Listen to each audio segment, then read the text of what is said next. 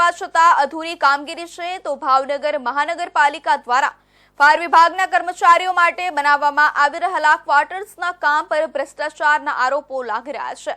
સમય મર્યાદા સમાપ્ત થયા છતાં પણ કામ અધૂરું છે, જેના કારણે અનેક પ્રશ્નો ઉઠી રહ્યા છે। રિપોર્ટ મુજબ 3.34 કરોડ રૂપિયાની ખર્ચથી બનનાર આ ક્વાર્ટરનું કામ 18 મહિનામાં પૂરું થવાનું હતું, પરંતુ 2 વર્ષથી વધુ સમય વીતી જવા છતાં 50% કામ હજી બાકી છે। ઉપરાંત નિર્માણની ગુણવત્તામાં પણ ખામી જોવા મળી છે। ભાવનગર મહાનગરપાલિકામાં થઈ રહેલા વિકાસ કામો હંમેશા વિલંબિત ગતિએ ચાલી રહ્યા છે। સમય મર્યાદા વીતવા છતાં કામો પૂરા નહીં થતા તંત્ર દ્વારા સમય મર્યાદા વધારવામાં આવે છે। ઉપરાંત જે તે સમયના નક્કી કર્યા મુજબના ભાવોમાં પણ વધારો કરી પ્રજાના ટેક્સના પૈસાનો વેડફાટ કરવામાં આવે છે, જેમાં કોન્ટ્રાક્ટર, અધિકારીઓ અને પદાધિકારીઓની મિલીભગતથી વિકાસના કામો સમયસર પૂરા નહીં થતા મહાનગરપાલિકાના અધિકારી, પદાધિકારી તેમજ કામ કરતી એજન્સીઓ પર પણ અનેક સવાલો ઉઠી રહ્યા છે। તાજેતરમાં મહાનગરપાલિકા દ્વારા ફાયર વિભાગના કર્મચારીઓ આપાતકાલીન સમયે બનાવ સ્થળ પર સમયસર પહોંચી શકે અને લોકોને તાત્કાલિક મદદ મળી શકે એ માટે ફાયર સ્ટેશનની નજીકમાં જ 5 માળનું ફાયર સ્ટાફ બિલ્ડિંગ ક્વાર્ટર બનાવવામાં આવી રહ્યા છે, પરંતુ આ 5 માળના બિલ્ડિંગના કામમાં પણ ભ્રષ્ટાચારનો લૂણો લાગી ગયો હોય તેમ લાગી રહ્યું છે। સ્ટાફ ક્વાર્ટર બનાવવા માટે લોકલ એજન્સીને કામ સોંપવામાં આવ્યું છે અને આ કામમાં ટેન્ડરની શરત મુજબ 18 માસની સમય મર્યાદા નક્કી કરવામાં આવી હતી। શહેરના નિર્મળનગર ફાયર સ્ટેશન નજીક ફાયર સ્ટાફ ક્વાર્ટર બનાવવાનું કામ 7 જાન્યુઆરી 2023ના રોજ શરૂ કરવામાં આવ્યું હતું, જેને 6 જુલાઈ 2024 સુધીની સમય મર્યાદામાં પૂર્ણ કરવાનું હતું। જે કામની સમય મર્યાદા પૂરી થયા બાદ 6 માસ જેટલો સમય વીતી ગયો, પરંતુ કામ હજુ 50% પણ પૂર્ણ નથી થયું। બહુ સારી વાત છે કે ફાયર સ્ટેશનની એક્ઝેક્ટ બાજુમાં કર્મચારીના એપાર્ટમેન્ટ બનાવે છે, બહુ સારી વાત છે, પણ કમનસીબે સમયસર હજી સુધી સમય મર્યાદા પૂર્ણ થઈ છતાં કામ પૂર્ણ થયું નથી અને જે તે વખતે કમિશનર સાહેબ ઉપાધ્યાય હતા ત્યારે એને ટેસ્ટિંગ રિપોર્ટ કરાવેલો અને એ નેગેટિવ રિપોર્ટ આવેલો, એનો મતલબ નબળી ગુણવત્તાવાળી વસ્તુ વાપરવા આ બ્લોકમાં વાપરવામાં આવી છે।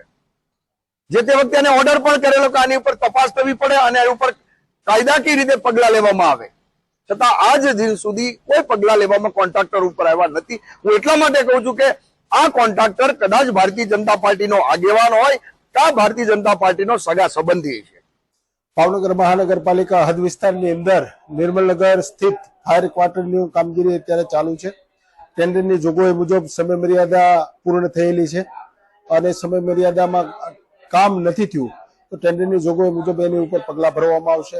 આ ઉપરાંત જે કમિશનર શ્રીએ રિપોર્ટ કર્યો હતો ગુણવત્તા ક્વોલિટી માટે, એ અમારો સંયુક્ત રિપોર્ટ હતો। મારી ઓડિટ વિભાગની ટીમ પણ ત્યાં ગઈ હતી અને સંયુક્ત રિપોર્ટથી જે પણ વસ્તુઓ નબળી બનાવવામાં આવી હતી એને તોડવામાં આવી છે, તોડીને ડિમોલિશન કરી અને પુનઃ પાછી કોલમ અને બીમ જે પણ ખરાબ હતા એને દૂર કરાવવામાં આવ્યા છે। એમની તમામ ડોક્યુમેન્ટરી અમારી પાસે અવેલેબલ છે। આ ઉપરાંત આગામી દિવસોમાં પૂર ગતિથી કામગીરી થાય એના માટેના અમારા પ્રયત્ન છે। એજન્સી દ્વારા ઢીલી નીતિ રાખવામાં આવશે તો કોઈ પણ બાબત આવી ચલાવી લેવામાં નહીં આવે। અગાઉ આ કામમાં નબળી કામગીરી થતી હોવાનો ખુદ મહાનગરપાલિકાના ઓડિટ વિભાગ દ્વારા કમિશનરને રિપોર્ટ સોંપવામાં આવ્યો હતો, જે બાદ કમિશનર દ્વારા નબળું કામ દૂર કરી સુધારો કરવા માટે આદેશ પણ આપવામાં આવ્યા હતા। શહેરમાં કોઈ પણ સરકારી કામ ચાલતું હોય ત્યારે તેના પર નજર રાખવાની જે તે વિભાગની બાંધકામ મજબૂત છે કે નબળું તેની તપાસ કરવા માટેની જવાબદારી બનતી હોય છે, પરંતુ બિલ્ડિંગ વિભાગ દ્વારા આવી કોઈ કાર્યવાહી કરવામાં આવી ન હતી। પરંતુ મહાનગરપાલિકાનું ઓડિટ વિભાગને એજન્સી દ્વારા નબળી કામગીરી થઈ હોવાનું ધ્યાને આવતા કમિશનરને રિપોર્ટ સોંપવામાં આવ્યો હતો।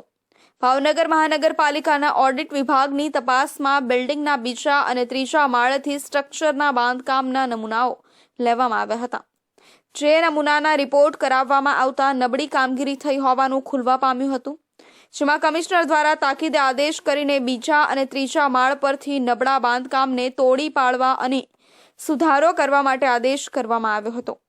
હવે સવાલ એ વાતનો છે કે ઓડિટ વિભાગને જે વાત ધ્યાને આવી તે મહાનગરપાલિકાના બિલ્ડિંગ વિભાગના અધિકારીના ધ્યાને કેમ ના આવી? આ પ્રકારનું કામકાજ તેમણે કેમ ચાલવા દીધું એ પણ એક સવાલ છે।